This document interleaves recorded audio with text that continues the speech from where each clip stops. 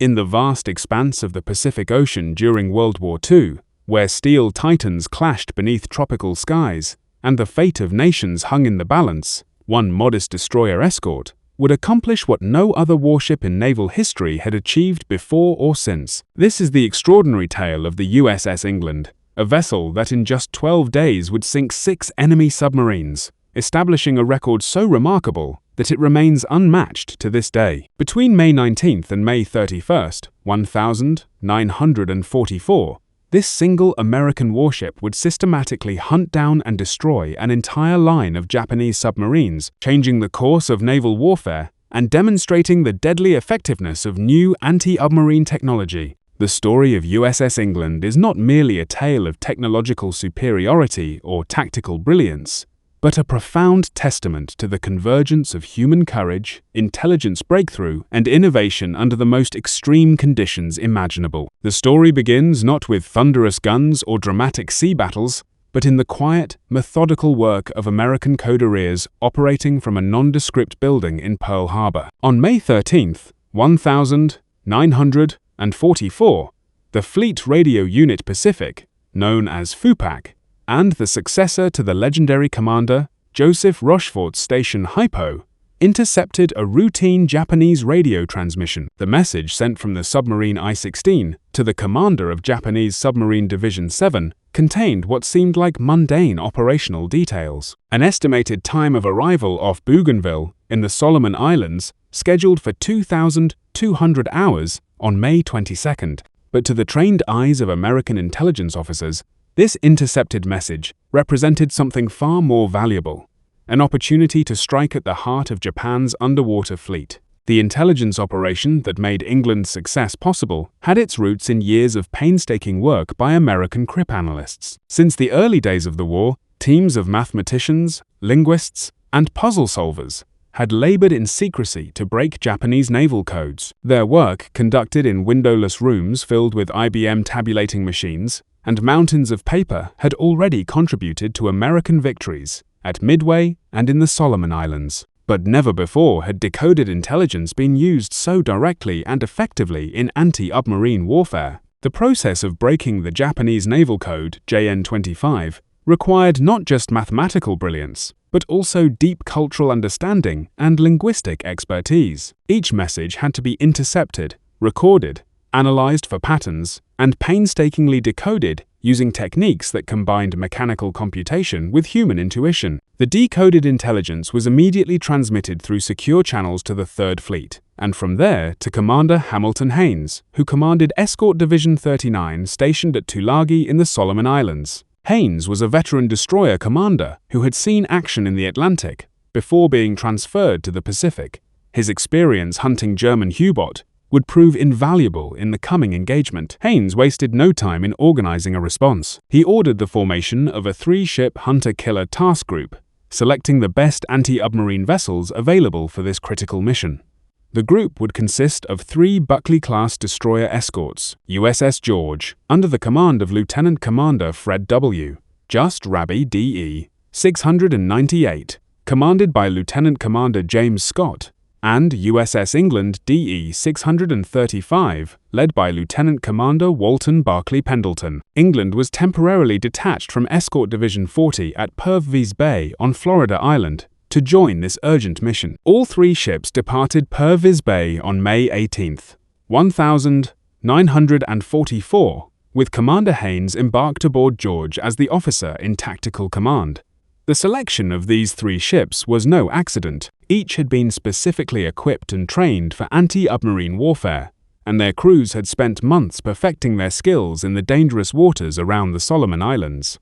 The ships had worked together before, developing the teamwork and communication protocols that would prove essential in the coordinated attacks to come. Their crews, though young and relatively inexperienced in combat, had been drilled relentlessly in sonar operation, attack procedures, and damage control. This preparation would soon pay dividends beyond anyone's imagination. But this submarine hunt was part of a much larger strategic picture unfolding across the Pacific. That same day, the task force departed. Additional radio intelligence revealed a disturbing development. the Japanese were establishing a scouting line of 7 submarines, designated the NA Line, stretching between the Admiral Tai Islands north of New Guinea and Truk in the Caroline Islands. This submarine picket line was positioned directly across the route that American carriers were expected to use in their next major operation. The Japanese High Command was anticipating new Allied landings, but remained uncertain about the target. Would it be the Marianas, the Western Caroline Islands, or the western end of New Guinea? The strategic thinking behind the Japanese submarine deployment reflected the desperate situation facing the Imperial Navy in mid-1944. With their carrier force decimated and their island bases increasingly isolated, submarines represented one of the few remaining tools for gathering intelligence and potentially disrupting American operations. The NA Line was conceived as an early warning system that would give the Japanese fleet time to respond to American moves.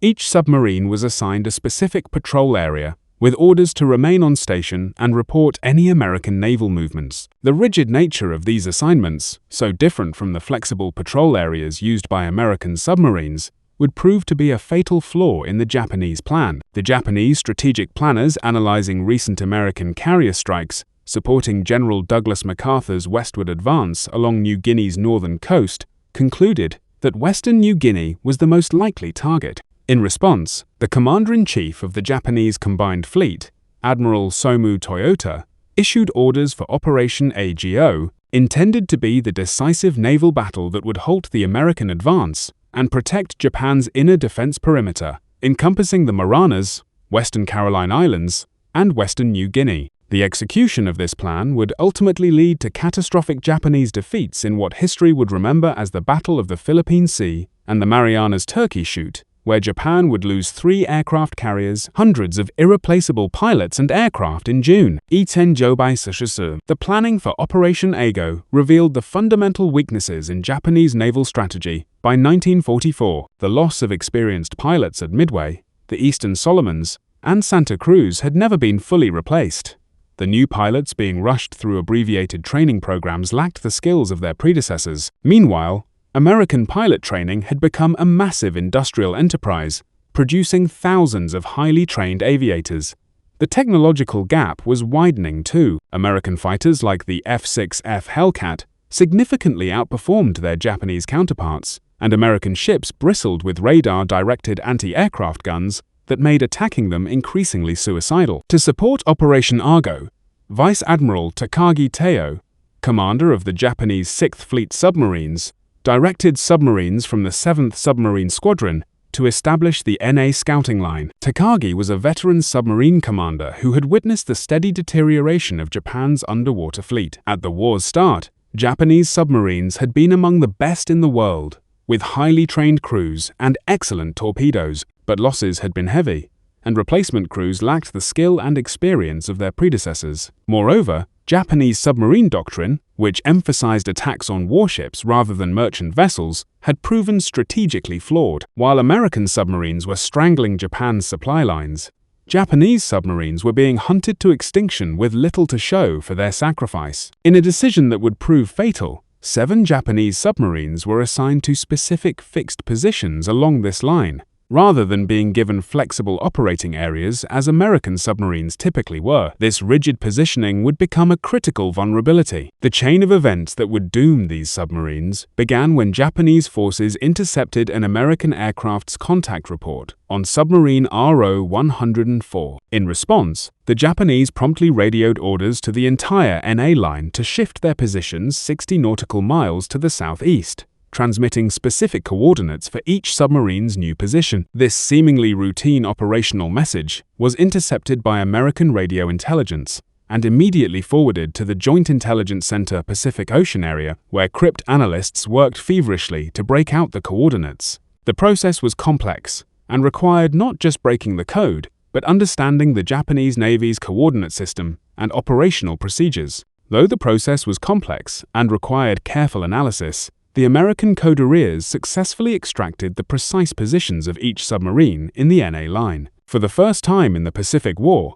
this ultra-secret intelligence would be sanitized and shared directly with anti-submarine forces, giving them an unprecedented advantage in hunting enemy submarines. The intelligence proved remarkably accurate. In each case, the Japanese submarines would be found within 50 nautical miles, and often much closer to exactly where the decoded messages indicated they would be. The decision to share this intelligence with tactical units represented a significant risk. If the Japanese realized their codes were compromised, they might change them, depriving the Allies of a crucial advantage. Elaborate precautions were taken to disguise the source of the intelligence. Cover stories were prepared, attributing the submarine discoveries to aerial reconnaissance or routine patrols. The crews of the destroyer escorts were told they were acting on aerial sighting reports, never knowing that their success was enabled by one of the war's most closely guarded secrets. The 3 destroyer escorts of the Hunter-Killer Group were all relatively new Buckley-class vessels, part of a massive wartime construction program that would eventually produce 154 of these specialized anti-submarine warships, with 148 completed, and some serving with the British Royal Navy under Lend-Lease. The Buckley class represented a compromise between capability and mass production. Smaller and less expensive than fleet destroyers, they could be built quickly in commercial shipyards by workers with limited experience. Yet, they packed enough firepower and anti-submarine equipment to be deadly submarine hunters. Their diesel-electric propulsion system, while limiting their top speed, gave them exceptional range and the ability to operate for extended periods without refueling. Each ship had been named to honor a fallen hero, carrying forward the legacy of American servicemen who had made the ultimate sacrifice. This naming tradition served not just to honor the dead, but to inspire the living. The crews of these ships knew they sailed under the names of heroes, and this knowledge instilled a sense of duty and determination that went beyond normal military obligation. USS George bore the name of Seaman Second Class Eugene F. George, who had been posthumously awarded the Navy Cross for his heroic actions as an anti-aircraft gunner aboard the heavy cruiser USS San Francisco during the brutal naval battle of Guadalcanal on November 12, 1896. The Battle off Guadalcanal had been one of the most savage surface engagements of the war, fought at point-blank range in the darkness, with ships firing at each other based on muzzle flashes and shadowy silhouettes. When a damaged Japanese G-4M Betty bomber, already aflame from San Francisco's anti-aircraft fire, deliberately aimed for the cruiser's gun positions in a suicide attack. Seaman George and his fellow gunners stood their ground, continuing to fire at the approaching aircraft until the very moment of impact. The bomber crashed into San Francisco's bridge structure, killing Admiral Daniel Callahan and his staff, but George and his gun crew never wavered. George and several other San Francisco gunners who died at their posts that day were awarded the Navy Cross, and ships were named in their honor. USS Raby was named for Rear Admiral James Joseph Raby, who had earned the Navy Cross during World War I while commanding transatlantic convoy operations, including the very first convoy to cross the Atlantic under American escort. Raby had been a pioneer in anti-submarine warfare during the First World War, developing many of the tactics and procedures that were still in use. His experience had proven that convoys properly escorted could defeat the submarine menace. Tragically, Admiral Raby was killed in an automobile accident in 1934 while serving as commandant of the Charleston Naval District, but his legacy of protecting merchant shipping would live on through the vessel that bore his name. USS England carried perhaps the most poignant history of all. She was named for Enon John Charles England,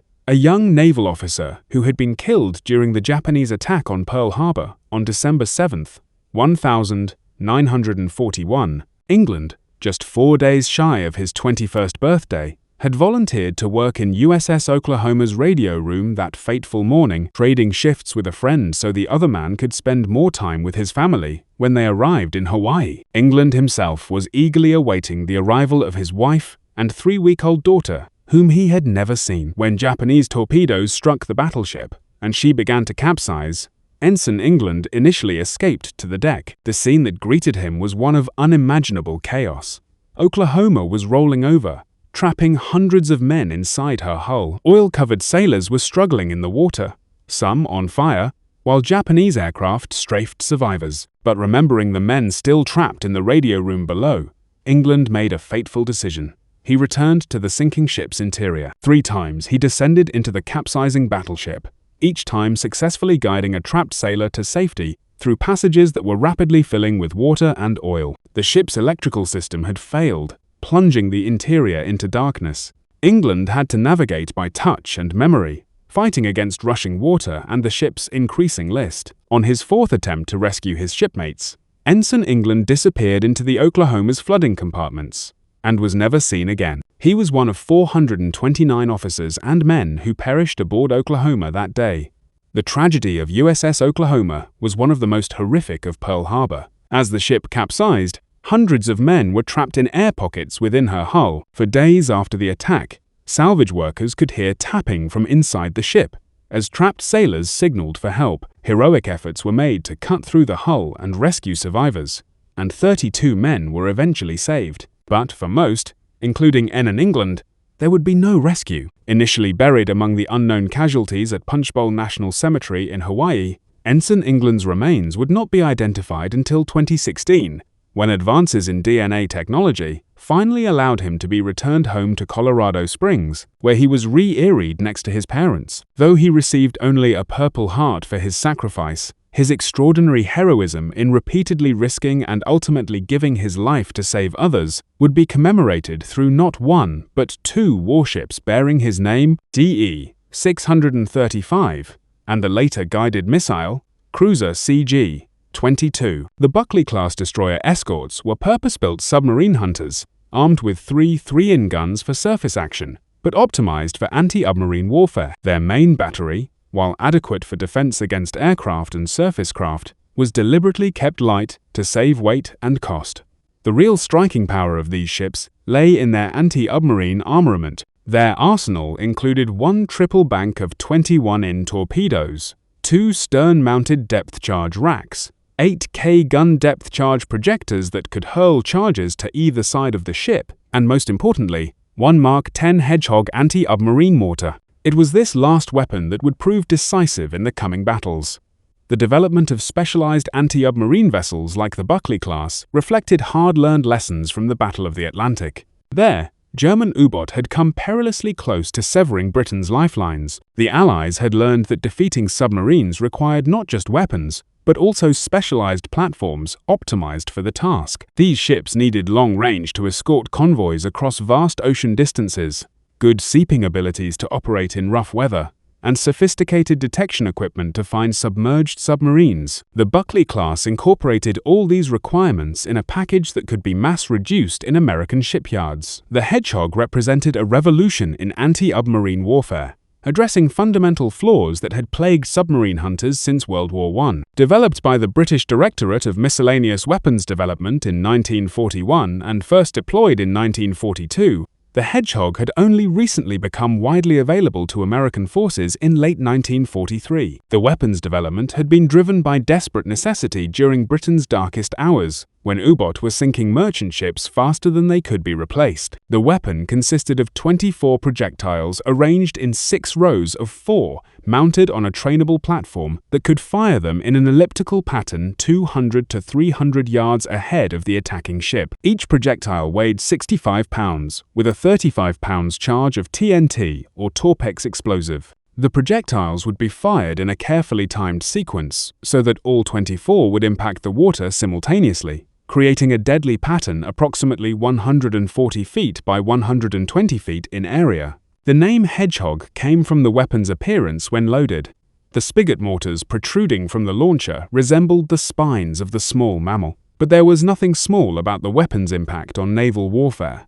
It represented a fundamental shift in how surface ships attack submarines, solving problems that had bedeviled naval tacticians for decades. What made the Hedgehog revolutionary was its contact-fused warheads. Unlike traditional depth charges, which detonated at preset depths using hydrostatic fuses, regardless of whether they were near a submarine, each Hedgehog projectile would only explode on direct contact with a solid object. This fundamental difference provided several crucial advantages that would prove decisive in the battles ahead. First, the success or failure of an attack was immediately apparent.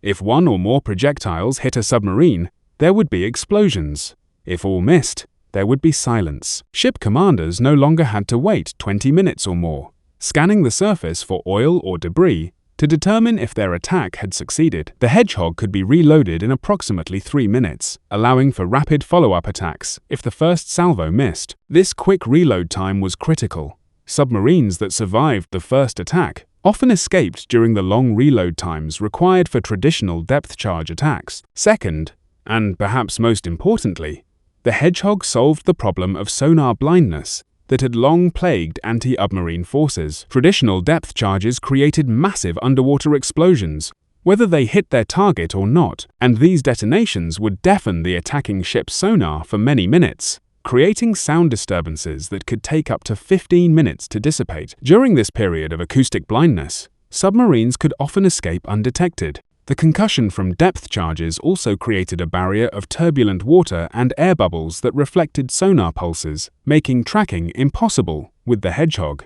If the projectiles missed, there were no explosions to disturb the water, allowing the attacking ship to maintain continuous sonar contact and immediately set up for another attack. The psychological dynamics were also different. While depth charges created a terrifying barrage of explosions that could damage submarine morale, even when they missed, potentially forcing submarines to surface or surrender, the Hedgehog was a silent killer. Submarines had no warning that an attack was underway until the projectiles were already in the water, taking about 7 seconds to sink to 200 feet. This gave submarine commanders no time to take evasive action. With traditional stern-dropped depth charges, experienced submarine captains could calculate when they entered the attacking ship's minimum sonar detection range and execute sharp evasive maneuvers to avoid the charges being rolled off the stern. Some submarine commanders had become so skilled at this that they could predict almost exactly when depth charges would explode and maneuver accordingly. The Hedgehog eliminated this tactical option entirely. Statistics from the war would later prove the Hedgehog's devastating effectiveness. British analysis showed that during World War II, an average of 60 traditional depth charge attacks were required to sink one submarine. In the early war period, this ratio was even worse, sometimes over 100 attacks per kill. With the Hedgehog, this ratio improved dramatically to approximately 1 submarine sunk for every 5 to 6 attacks, a tenfold improvement in lethality. Although each Hedgehog projectile carried less explosive power than a standard depth charge, a direct hit from even a single projectile was usually sufficient to breach a submarine's pressure hull and send it to the bottom. The contact explosion against the hull was far more destructive than the pressure wave from a near-miss depth charge explosion, as the hull itself helped contain and focus the explosive force inward. The submarine I-16 that had triggered this hunt was no ordinary vessel, but a veteran of 9 war patrols with a distinguished, if ultimately tragic, combat record. A Type C-1 submarine, one of the largest in the Japanese fleet, I-16 was 358 feet long and displaced 3,561 tons submerged.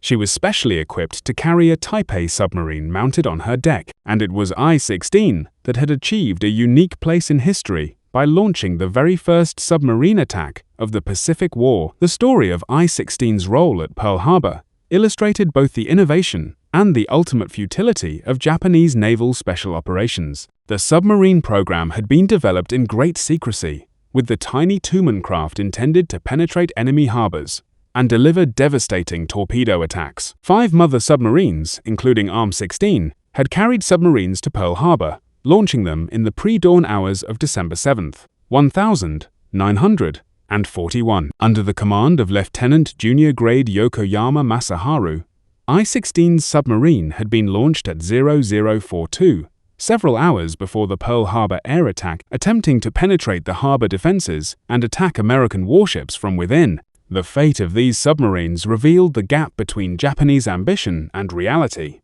Though Yokoyama's craft never returned, and his fate remained unknown, I-16 received radio transmissions, believed to be from his on the afternoon of December 7th, reporting a successful attack, and another early on December 8th, indicating the craft could not navigate. Post-war analysis suggested that none of the submarines successfully attacked American ships at Pearl Harbor. One was sunk by the destroyer USS Ward in the war's opening shots.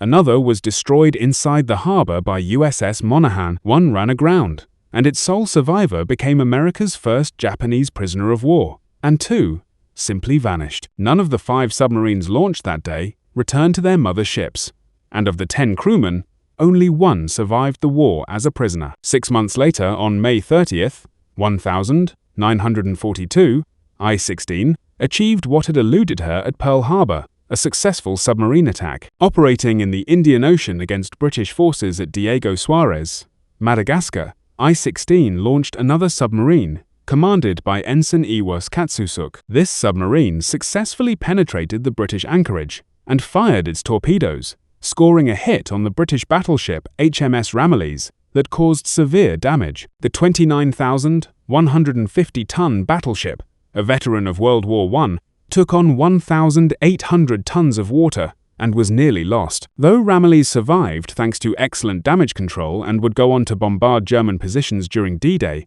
the attack demonstrated I-16's capability for launching devastating surprise attacks. The submarine also sank the tanker British Loyalty before being lost with its crew. This success at Madagascar represented the high watermark of Japanese submarine operations, proving the concept could work under the right circumstances, but also highlighting the extreme danger and typically one-way nature of such missions. During the Guadalcanal campaign, I-16 conducted multiple resupply runs to isolated Japanese garrisons and launched additional submarine attacks.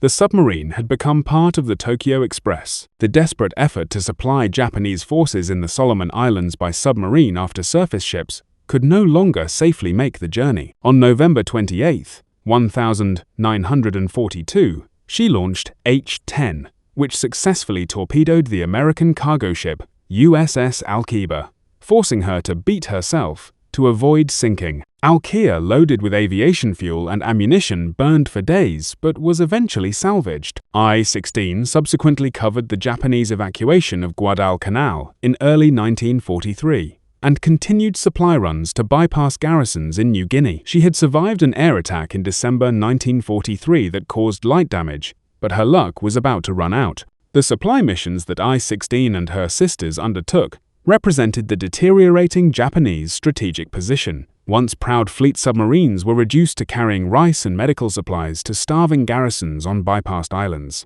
Each mission meant running a gauntlet of American aircraft and warships for the dubious reward of delivering a few tons of supplies to troops who were ultimately doomed. It was a terrible waste of scarce submarines and trained crews, but the Japanese Navy's code of honor demanded that no garrison be abandoned while any means of supply remained. On May 14, 1944, I-16 departed Truk Lagoon under the command of Lieutenant Commander Takeuchi Yoshitaka, carrying a cargo of rice in 75B rubber bags intended for the starving Japanese garrison at Buin on Bougainville. The garrison there had been bypassed by American forces and was slowly being starved into submission, making supply runs by submarine their only lifeline. The 40,000 Japanese troops on Bougainville had been cut off since November 1943, and conditions had become desperate. Men were dying of starvation and disease daily, and incidents of cannibalism had been reported. But I-16's departure transmission,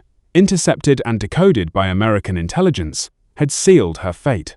The 3 American destroyer escorts were already converging on her predicted position. On the afternoon of May 19, 1944, an Allied reconnaissance aircraft, a consolidated PBY Catalina from a Navy patrol squadron, spotted I-16 on the surface north of Bougainville, confirming the intelligence that had brought the hunter-killer group to these waters. The submarine was running on the surface to recharge her batteries and make better speed toward her destination. Japanese submarines of this period suffered from relatively weak batteries and slow underwater speeds, forcing them to spend considerable time on the surface, where they were vulnerable to aircraft and radar-equipped warships. The 3 destroyer escorts immediately formed a line abreast and commenced a coordinated sonar sweep of the area. This formation, with ships spaced at optimal sonar detection intervals, created an acoustic net that few submarines could escape. At 1,335 hours, England's sonar operator, a young sailor from Iowa who had never seen the ocean before joining the Navy, reported contact with a submerged submarine. The distinctive ping of the sonar return indicated a solid object at a range of 1,350 yards. The hunt was on. I-16 immediately commenced the standard Japanese submarine evasion tactics: radical changes in depth and direction, sudden speed changes, and sharp turns designed to throw off the attacking ship's targeting solution. These tactics had been developed through hard experience and had saved many submarines from destruction. Japanese submarine commanders were trained to think three-dimensionally, using depth as well as course changes to evade attackers. Lieutenant Commander Takeuchi was fighting for his life and the lives of his 106 crew members. Lieutenant Commander Pendleton brought England in for her first attack run. The approach required precise coordination between the sonar operators tracking the submarine, the plotting team calculating the target's course and speed, and the Hedgehog crew preparing their weapon. But the first Hedgehog salvo missed as I-16 successfully evaded, diving deep and turning sharply at the last moment. The second attack also failed to connect. I-16 was using every trick in the book, releasing bubbles to create false sonar targets, changing depth rapidly to throw off range calculations, and making radical course changes that pushed the submarine's hull to its structural limits. On the third attack, England's Hedgehog scored a single hit, but the big submarine's strong hull absorbed the damage, and she continued her desperate evasion maneuvers. The explosion would have been devastating inside the submarine, the concussion throwing men against bulkheads, shattering light bulbs, and potentially causing flooding. But I-16's crew managed to maintain control and continue evading. Japanese damage control training was excellent, and submarine crews were drilled relentlessly in dealing with battle damage. Pendleton, demonstrating remarkable persistence and tactical skill, set up for a fourth attack, which again missed the violently maneuvering submarine. By now, the hunt had been going on for over an hour. The tension aboard England was palpable. The crew knew they had a submarine trapped, but couldn't deliver the killing blow.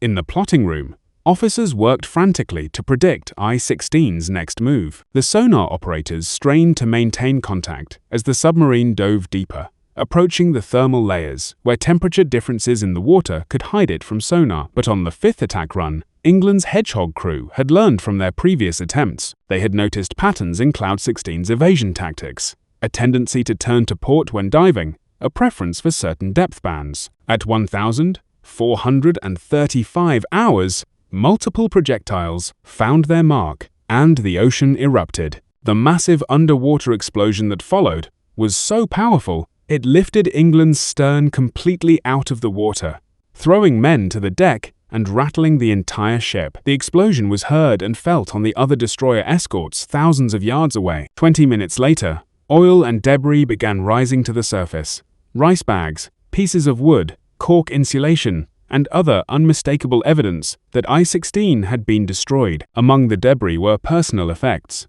a sailor's cap, pages from a Japanese book, a wooden sandal, poignant reminders of the human cost of war. The submarine that had launched the first attack at Pearl Harbor was gone, taking all 107 officers and men, including Lieutenant Commander Takeuchi, to their deaths. Meanwhile, the 7 submarines of the NA line had departed Saipan around May 17, 1944, to take up their assigned positions. The departure had been marked by a ceremony attended by Vice Admiral Takagi himself, who exhorted the submarine commanders to do their duty for the Emperor. Each captain received a ceremonial cup of sake and a white headband inscribed with patriotic slogans. They knew the odds against their survival were high. American anti-submarine capabilities had improved dramatically since the war's early days. All 7 were ROC-class boats, Type RO, 100 submarines that were much smaller than I-6. Originally designed for coastal defense, these 760-ton boats were armed with 4 torpedo tubes in the bow, carrying 8 torpedoes total, plus a 76mm deck gun. The design reflected pre-war Japanese naval thinking that emphasized quality over quantity, resulting in submarines that were well built but too few in number, and lacking the mass production advantages that made American submarines so effective. Most were equipped with Type 22 radar detectors, but lacked radar themselves, making them poorly suited for the reconnaissance mission they had been assigned. Their job was to spot American carrier forces and report their movements, but without radar, they would have to spend dangerous amounts of time on the surface using visual lookouts. Of the 20 Type RO 100 submarines Japan would build during the war, not a single one would survive to see the surrender. The first submarine of the NA line to meet its fate was RO-106. This submarine had already compiled a notable war record. On July 18, 1943, during operations in the Solomon Islands, RO-106 had torpedoed the American tank landing ship LST 342 inches, Blanche Channel, near New Georgia. The torpedo detonated the LST's ammunition stores, causing a catastrophic explosion that blew the ship in half. The stern section sank immediately, while the forward section remained afloat long enough to be towed to shore. Among the 121 men killed were the ship's entire mess division of African-American stewards and cooks, as well as the renowned artist, Lieutenant Commander Mlellan Barkley, who had created many of the war's most famous recruiting posters before volunteering for combat duty. RO-106 had survived serious damage from air-dropped depth charges in October 1943 and returned to service after repairs. In the pre-dawn darkness of May 22, 1944, at 0350 hours, Georgia's radar operator detected a surface contact that proved to be RO-106. The submarine was running on the surface, recharging batteries under the cover of darkness, a necessary but dangerous operation that left submarines vulnerable to radar-equipped enemies.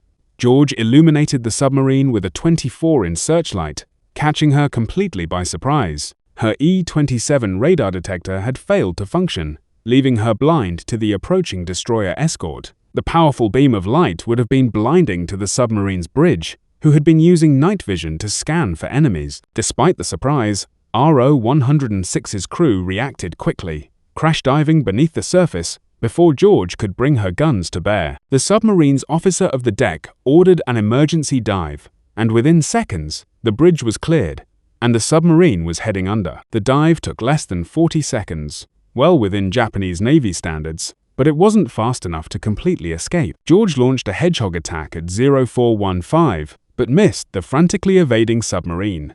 At 0425, England gained sonar contact on RO-106 as she attempted to escape. The submarine was making turns for 8 knots, zigzagging violently while changing depth. England's first hedgehog attack missed, but then the submarine made what may have been a fatal tactical error. RO-106 reversed course and turned bond to England, possibly attempting to fire torpedoes at her attacker.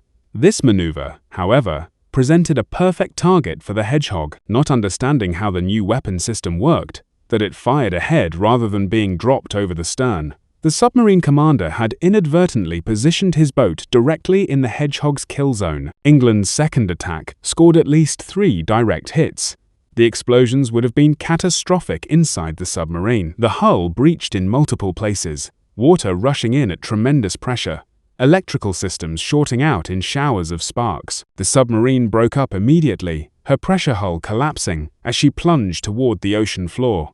RO-106 was lost, with all 49 hands. The entire action from first radar contact to the submarine's destruction had taken just 36 minutes. The next day brought another success.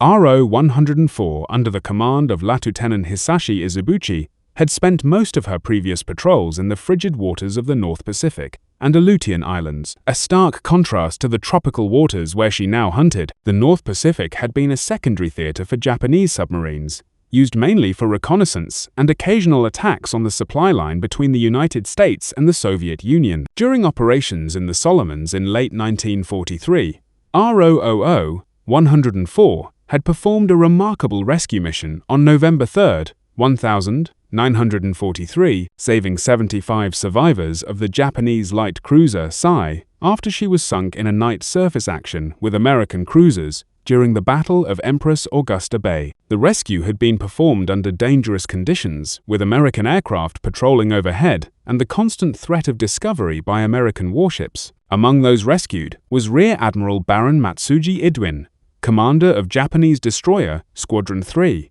whose survival was considered vital to the Imperial Navy. On May 23, 1944, at 0604 hours, an Allied aircraft spotted RO-104 on the surface, approximately 250 nautical miles north-northwest of Kavieng, New Ireland. This time, the submarine's radar detector worked, giving just enough warning for an emergency dive. The submarine's lookout spotted the aircraft at almost the same moment the radar detector alarm sounded, and she quickly submerged before the destroyer escorts could close to gun range. Once submerged, RO-104's captain employed every evasion technique he knew. Rabi made the first attack run, but RO-104 had learned from the fate of her sisters. In addition to violent evasive maneuvers, the submarine employed a sophisticated countermeasure, transmitting bursts of tuned sound impulses designed to jam Rabi's sonar. This technique, known as acoustic deception, had been developed by Japanese submariners as a last-ditch defense against sonar-guided attacks. The tactic worked. Ra made 4 hedgehog attacks over the course of 2 hours, all of which missed. George then took over the attack with her crew, determined to succeed where Rabi had failed. The destroyer escort made 5 hedgehog runs against the elusive submarine. Despite the crew's best efforts and increasingly accurate attacks, all 5 salvos missed, as RO-104 twisted and turned beneath the waves. The submarine's captain was fighting for his crew's lives with skill and determination, but he was only delaying the inevitable. Each evasion maneuver consumed precious battery power, and the submarine's air was growing foul with carbon dioxide as the life support systems struggled to keep up. Finally, at 0819, England moved in for her turn. The first hedgehog attack missed, but England's sonar team had been carefully observing RO-104's evasion patterns for over 2 hours. They noticed that the submarine tended to turn to starboard while diving, preferred depths between 200 and 250 feet, and accelerated just before making major course changes. On the second attack, England's team had precisely calculated RO-104's next move. Between 10 and 12 projectiles found their mark, and the resulting underwater explosion was followed by the unmistakable sounds of a submarine breaking up, the screech of tearing metal, the thunder of imploding compartments, and then silence. It wasn't until 10:45 that debris finally reached the surface, confirming that RO-104 and all 58 hands had been lost. The debris field was extensive. Wooden decking, cork insulation, clothing, and the oil slick that had become the signature of a submarine's grave. Among the debris was a life ring with Japanese characters, providing definitive proof of the kill. The deadly efficiency of the hunter-killer group was becoming apparent. In just 4 days, they had sunk 3 Japanese submarines. But the hunt was far from over. The very next day, May 24th, brought another contact and another kill. RO-116 was relatively new, on only her second war patrol, under the command of Lieutenant Commander Shibuya Kuno. The submarine had been commissioned just 6 months earlier, and her crew was still gaining experience. Many were recent graduates of the submarine school at Kure, young men who had joined the Navy filled with dreams of glory, but were now facing the harsh reality of a war Japan was losing. At 01200 hours, George gained radar contact at the remarkable range of 17,000 yards, nearly 10 miles, approximately 225 nautical miles north-northwest of Kavieng. This exceptional detection range was due to ideal atmospheric conditions that enhanced radar propagation. RO-16 dove immediately, but her crash dive was slower than it should have been, a sign of her crew's relative inexperience. At 015, George gained sonar contact at just 750 yards. The submarine employed the same desperate tactics as her predecessors: violent rudder shifts, radical depth changes, and sophisticated sonar jamming. These tactics proved temporarily successful, frustrating George's attacks. The destroyer escort made multiple runs, but each time RO-116 managed to evade at the last moment. England moved in and made 2 aborted hedgehog runs when the targeting solution fell apart at the last moment. The submarine was fighting hard, but her crew's inexperience was beginning to show. Their evasion patterns were becoming predictable, and they were slow to respond to the attacking ship's maneuvers. But on the third attempt, England's crew had RO-116's number. At 0214, at least 3 projectiles struck home. The submarine's destruction was swift, but oddly quiet. There were none of the massive secondary explosions that had marked previous kills. This suggested that RO-116's torpedoes had not detonated, possibly because the hits were in areas away from the torpedo room, or because safety procedures had prevented sympathetic detonations. RO-116 simply broke apart and sank, taking all 56 hands with her into the depths. 2 days later, on May 26th, the hunter-killer group found RO-108, commanded by Lieutenant Ori Konichi. This submarine had already proven herself dangerous to American forces. On October 3rd, 1943, RO-108 had fired a spread of 4 torpedoes at 3 American destroyers that presented an overlapping target in Huon Gulf off New Guinea. It had been a textbook attack. RO-108 had detected the destroyers by their sonar pinging, maneuvered into perfect position, and fired a spread that gave maximum probability of hits. USS Smith detected the torpedo wakes and successfully evaded, her captain ordering emergency speed and full rudder to comb the wakes. But USS Henley was not so fortunate. 2 torpedoes struck her portside amidships in the No. 1 fire room, breaking the destroyer's keel. The hits were devastating. The explosion ruptured fuel tanks, started massive flooding, and broke the ship's back. Henley broke in 2 and sank rapidly, killing 15 men and wounding 52 others. Smith and USS Reed counterattacked, but RO-108 escaped, diving deep and running silent, while the Americans dropped depth charges in her wake. Later, on December 17, 1943, RO-108 was caught on the surface by a PBY Catalina flying boat while recharging her batteries. The aircraft's attack with depth charges caused serious damage, and the submarine went down by the stern, taking on water through damaged hull plates. But somehow her crew managed to save her through heroic damage control efforts, working in flooded compartments to shore up bulkheads and patch leaks. She returned to service after months of repairs at True. At 2,303 hours on May 26th, WWII gained radar contact on RO-108 at 15,000 yards, approximately 110 nautical miles northeast of Sedler Harbor at Manus Island. England also gained radar contact before the submarine dove. Once submerged, England gained sonar contact at 1,650 yards. The submarine was making maximum submerged speed, trying to open the range before the destroyer escorts could attack. WWII was vetoed in for the first attack, but her Hedgehog salvo missed. The submarine had turned inside WWII's attack run, a maneuver that required precise timing and steady nerves. At 2,323, England commenced her attack run. This time, there would be no prolonged hunt. England's Hedgehog scored between 4 and 6 hits on the first salvo. The multiple explosions would have torn RO-108 apart instantly. The submarine's hull, already weakened by her previous battle damage, couldn't withstand the multiple direct hits. RO-108 went down with all 53 hands. By now, Japanese naval intelligence was becoming alarmed. On May 27, 1944, the Japanese 6th Fleet intercepted and decoded American naval communications, indicating several submarines had been sunk north of the Admiralty Islands. The American reports were described by Japanese intelligence as increasingly jubilant in tone. The Japanese Radio Intelligence Service, though not as successful as its American counterpart, was still capable of intercepting and partially reading American communications. Warning messages were immediately transmitted to the remaining submarines of the NA line. The messages were sent on multiple frequencies and repeated several times to ensure reception.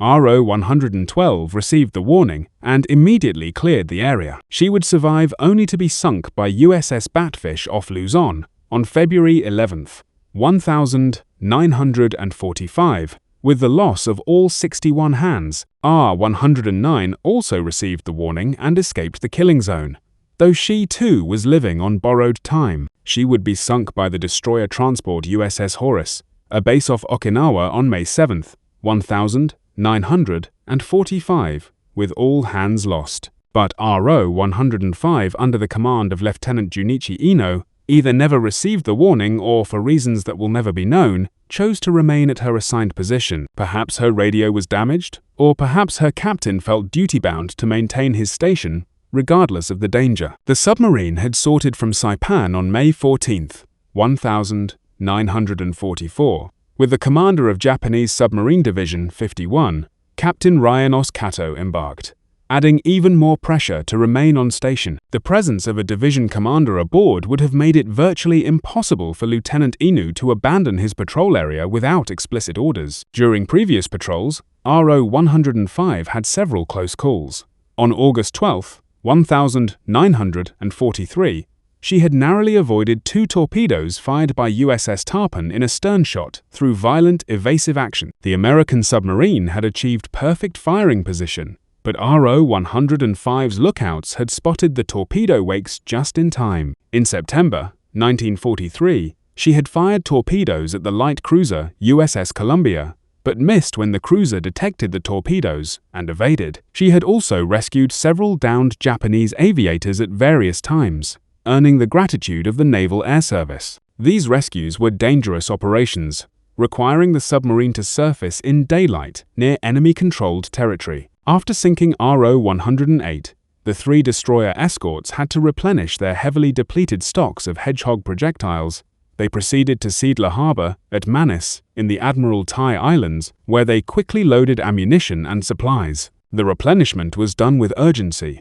Everyone knew there were still enemy submarines out there, and every hour spent in port was an hour the submarines could use to escape or attack American forces. Upon departing, they joined a larger hunter-killer task group that had arrived in the area centered on the escort carrier, USS Hoggett Bay, and including the destroyers, USS Hazelwood, USS Herman, USS Hull, and USS McCord, plus the destroyer escort USS Spangler. The arrival of the carrier group added air power to the hunt, with Hoggett Bay's aircraft able to search vast areas of ocean and vector surface ships to submarine contacts. During the night of May 30th to 31st, Hazelwood gained radar contact on what would prove to be RO-105. The submarine immediately dove and commenced evasive maneuvers that would continue for the next several hours in one of the most prolonged submarine hunts of the war. RO-105's captain pulled every trick in the book in his desperate fight for survival. The submarine discharged debris to create false sonar targets,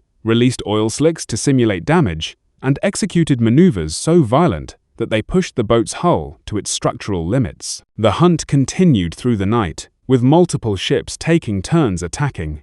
Hazelwood gained sonar contact and dropped conventional depth charges, the explosions sending geysers of water high into the air, but without apparent effect on the submarine. The depth charges were set for various depths, trying to bracket the submarine, but RO-105 managed to avoid lethal damage. George made several Hedgehog attacks and may have scored 3 hits with 1 salvo, yet, incredibly, the submarine continued maneuvering and fighting. The hits would have caused damage and casualties aboard RO-105. But her crew managed to maintain watertight integrity and continue evading. Japanese submarines were strongly built with multiple watertight compartments that could allow them to survive significant damage. As dawn broke on May 31st, Spangler and England joined the attack. The sunrise revealed a calm sea with an oil slick marking where the submarine had been hit. But RO-105 was still fighting. Spangler's Hedgehog attack missed when the submarine made a radical turn at the last moment. At this point, Commander Haynes, still aboard George, transmitted a message that would become part of naval legend. "Oh, hell, go ahead, England." It was both an acknowledgement of England's superior success rate and the expression of frustration at the submarine's stubborn refusal to die. England's crew, who had been watching their sister ships attack without success, were eager for their chance. England's attack was devastating. Her crew had been observing RO-105's evasion patterns all night, and had noticed subtle patterns, a slight hesitation before major turns, a preference for certain depth bands when under attack. Between 6 and 10 projectiles found their mark, and the resulting detonations were followed by secondary explosions as RO-105's own torpedoes detonated. The violence of the explosion was extraordinary. A column of water shot hundreds of feet into the air, and the shockwave could be felt through the hulls of ships miles away. RO-105 was literally blown apart with Captain Cato and all 55 hands killed instantly. The oil slick that rose to the surface spread for miles, mixed with debris that included recognizable pieces of the submarine's hull, wooden decking, and personal effects of the crew. It was a grim reminder of the totality of destruction that modern naval warfare could inflict. In just 12 days, from May 19th to May 31st, 1,944, USS England had sunk 6 Japanese submarines, a feat unparalleled in the history of anti-submarine warfare. The achievement was all the more remarkable considering that England was not a powerful destroyer, but a modest destroyer escort, and that she was just 5 months out of the shipyard on her first war patrol. The statistics spoke for themselves. Of the 7 submarines assigned to the NA line, 6 had been destroyed, with 5 of them falling to England's Hedgehog. Only RO 109 had escaped, and she would meet her fate less than a year later off Okinawa. The impact of England's success rippled far beyond the immediate tactical victory. Upon learning of the achievement, Chief of Naval Operations Admiral Ernest J. King sent a message that carried the weight of a promise: there'll always be an England in the United States Navy. The message was both a recognition of the ship's unprecedented achievement and a tribute to Ensign John C. England, whose heroic sacrifice at Pearl Harbor had inspired the crew. The crew of England was awarded the Presidential Unit Citation, one of only 3 destroyer escort crews in World War II to receive this honor. The citation read in part, "For extraordinary heroism in action against enemy Japanese submarines in the Pacific War area, from May 19th to 31st, 1944. The USS England's brilliant performance in this vital mission contributed materially to the successful operations of our forces and upheld the highest traditions of the United States Naval Service." Lieutenant Commander Pendleton received the Navy Cross for his leadership during the Bar submarine killing spree, though many historians have noted that his executive officer, Lieutenant John A. Williamson, deserved equal credit for the ship's remarkable tactical proficiency. Williamson had been the one conducting endless drills, refining attack procedures, and maintaining the crew's edge during long months of routine patrols. His contribution to England's success would be recognized when he later assumed command of the ship. The strategic implications were even more significant than the Navy leadership initially realized. The loss of the NA line submarines initially convinced Japanese naval commanders that a large American force had passed through the area en route to the Western Carolines, or Western New Guinea, rather than the actual target, the Mariana Islands. This misinterpretation caused Admiral Toyota to delay and misdirect the execution of Operation Argo. Japanese fleet units wasted precious fuel moving to the wrong positions, and by the time they realized their error and repositioned to defend the Marianas,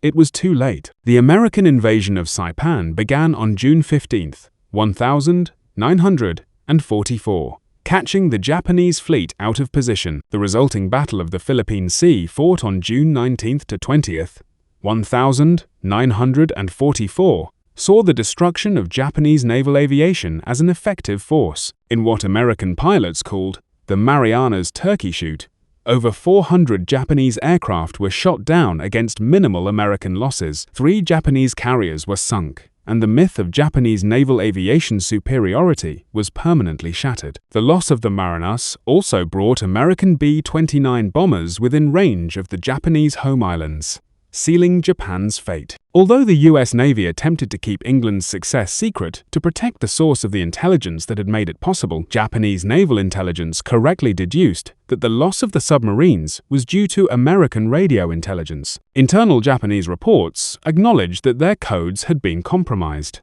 Yet, incredibly, they persisted in believing that their main naval codes remained secure. This denial would cost them dearly in the remaining year of the war, as American codebreakers continued to read Japanese messages and direct American forces to intercept Japanese ships and submarines. The story of USS England ultimately transcends its specific historical moment to become something universal, a testament to human ingenuity, courage, and determination in the face of mortal danger. It reminds us that in the darkest hours of conflict, when nations clash and the fate of millions hangs in the balance, ordinary people can rise to meet extraordinary challenges, and in doing so, write their names indelibly in the annals of history. The crew of USS England did exactly that in May 1944, and their achievement will be remembered as long as naval history is studied and tales of courage at sea are told.